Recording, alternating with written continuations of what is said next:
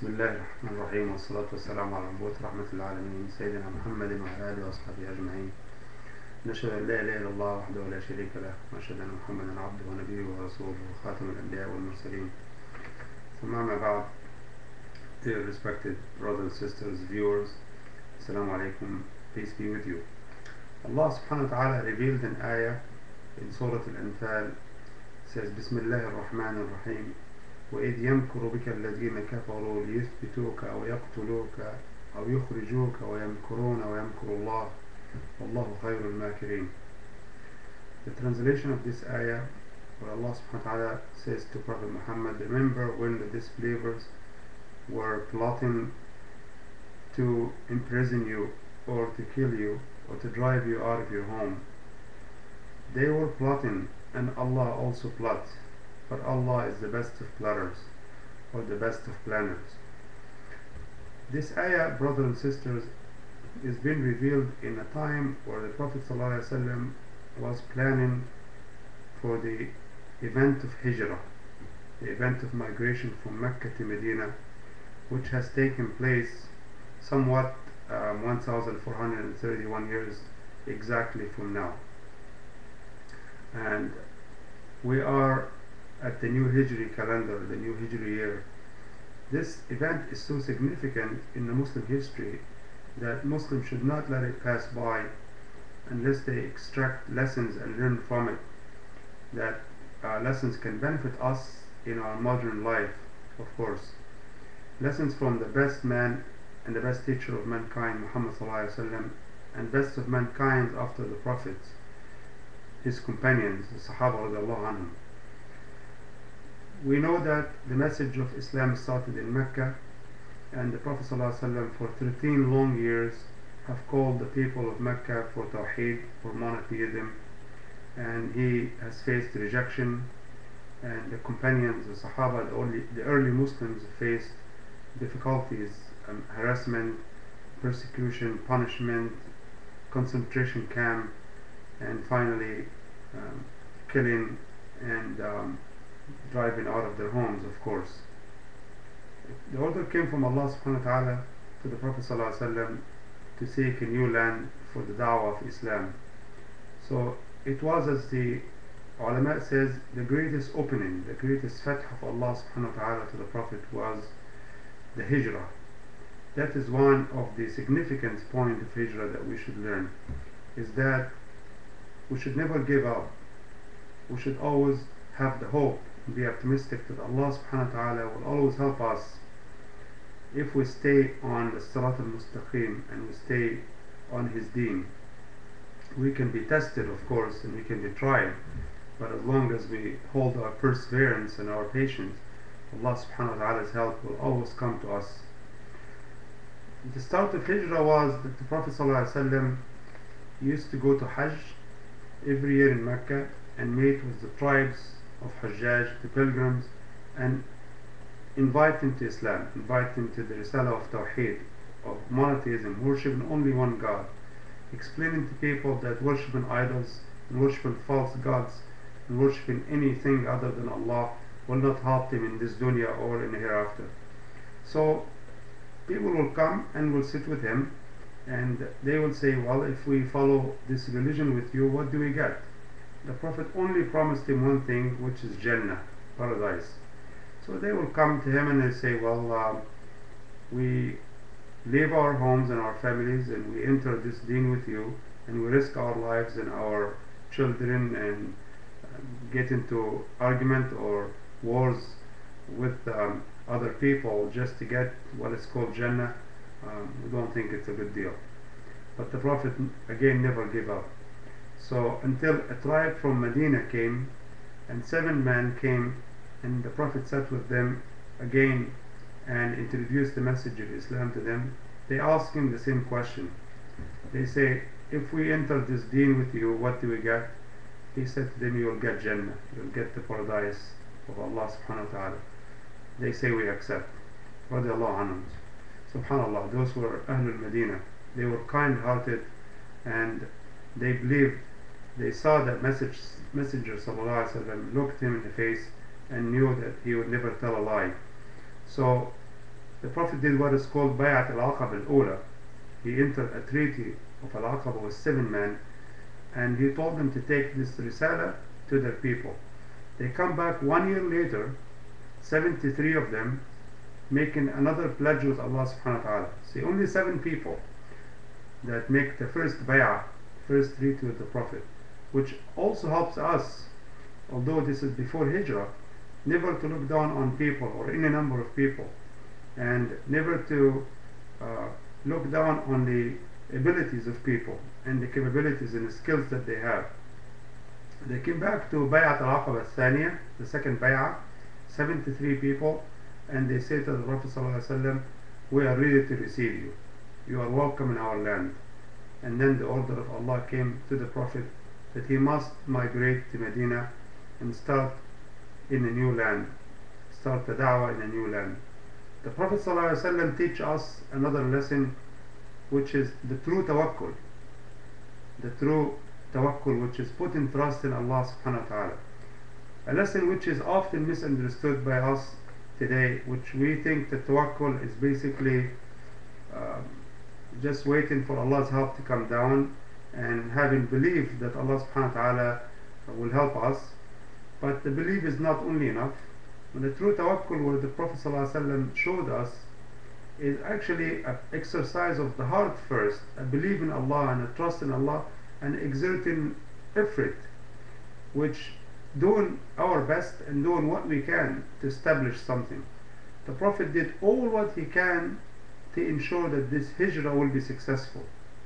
He has prepared everything. He has prepared money, food, he had prepared his route and Bedouin guides that will take him. He had made sure that all his Sahaba are safe, and he made sure they all left, and he was the last one to leave, sallallahu alaihi wasallam. So the other lesson, which is lesson number 4, is that proficiency comes before piety. It's a good idea that if we have a task or a job to do, is to look for the most pious man and to look for the one who's from our community and give him the task and do the business with him. There is nothing wrong with that. But if the job or the task that needed to be completed can be done by a non-Muslim, there is nothing wrong in hiring a non-Muslim over a Muslim who is more qualified. The Prophet was wanting to take a different route to Medina, a route that's not known to many people at his time, so he does not risk being caught by the pagans of Mecca or the kuffars of Mecca.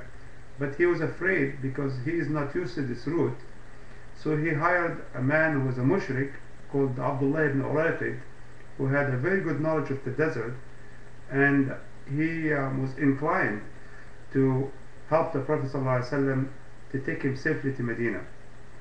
He did not look for a Muslim brother or a Sahabi, but he looked for the man who knows most and knows best about getting the job done.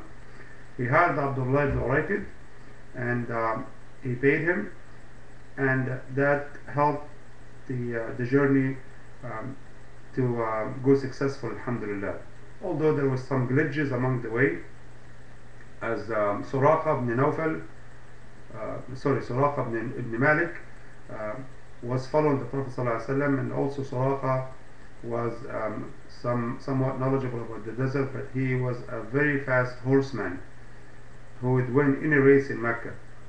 He actually caught the Prophet and his friend Abu Bakr along the way and came really close to them, as Abu Sufyan put a prize for whoever bring Muhammad dead or alive.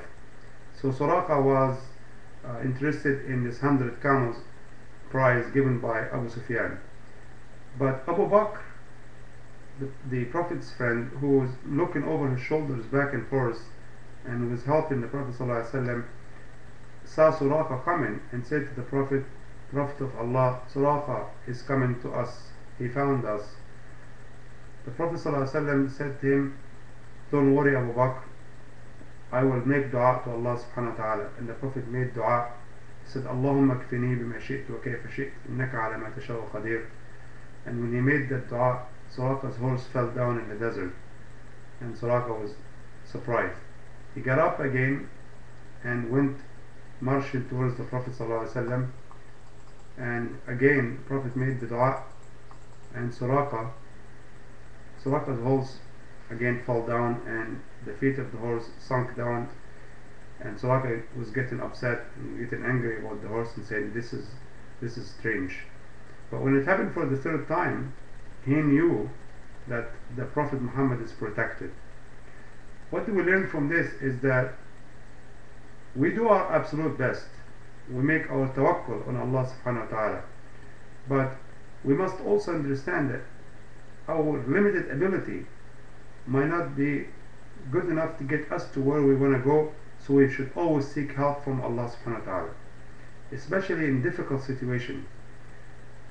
And previously, in the cave of Ghar Hira, the pagans came very close to the Prophet ﷺ, but because he has done his best, and he knew that if he has done his best and did the tawakkul properly, whatever that is beyond his control or out of his hand, Allah subhanahu wa ta'ala's help will come down to help. And we know the story of the cave, that Allah rescued the Prophet and Abu Bakr, even though Abu Bakr said to him, Prophet of Allah, if one of them looks under his feet, he will see us. And the Prophet's answer was, Abu Bakr, ما بالك باثنين الله ثالثهما. Abu Bakr, what do you think of two? Allah subhanahu wa ta'ala is their third. They will not see us. So we learn that we can do our best as we are required. We make the absolute tawakkul. But if we do that for real and take all the asbab, all the reasons of success, any glitches or any difficulties comes along the way, we must not worry about it. We must leave it to Allah subhanahu wa ta'ala. If we fail and we could not complete a mission, we must not say, well, we did a bad job, or Allah subhanahu wa ta'ala does not like us, or is not happy with us. We would say, قَدَّرَ اللَّهُ مَا شَاءَ فَعَلَ. We may look into what we did to learn lessons, and we may think that we might not done our best, but if Allah subhanahu wa ta'ala does not want a mission to be completed, we should just submit to the will of Allah subhanahu wa ta'ala and say Alhamdulillah, قَدَّرَ اللَّهُ مَا شَاءَ فَعَلَ. So anyway, going forward, the other lessons that we learn from the Hijrah is when the Prophet ﷺ reached Medina, the first thing he did, he built a mosque. He built the mosque for Salah, which shows the significance and the importance of Salah, that it is the main pillar of Islam. The Prophet cared about Salah more than any other duty. He had never left it behind, never was late once for it. And this teaches us that it is very important for every Muslim to take care of Salah, to take care of his Salah, especially Salat al-Jama'ah, and doing it on time. The other lessons after that, when the Prophet ﷺ came to Medina, he realized that it has different tribes. It has Arabs who were Jews, and Jews who are Hebrews, and it has some Arab Christians, and it even had some atheists and some people who worship idols as well. He did not enforce anything on the society, except he had taught the message of Islam to his companion, and saw that they are happy and content to practice their deen freely. So he made a mosque for them, as I said. He asked them to make a market for themselves, to have independence, and to have the thinking of a one community. So he united the community. And there was two main tribes in Medina who joined Islam. One is called Aus and one is called Khazraj, who were always in continuous fighting. The Prophet ﷺ made peace between them, that they had wars for long years, and had them join the Muslim community and became one hand. Following this, the Prophet ﷺ started making a pledge between the Muslims and non-Muslims in Medina, to make sure that he ensures everyone is right. Among them were the Jews, who signed the pledge and understood that we all live in peace in Medina, we all respect each other, and if there was any attack to come to Medina, we all fight to protect Medina, and we protect the commonwealth of the citizens of Medina. So Islam teaches us from this lesson that we can learn something, that we can live among non-Muslims, and we can live with people of different religions.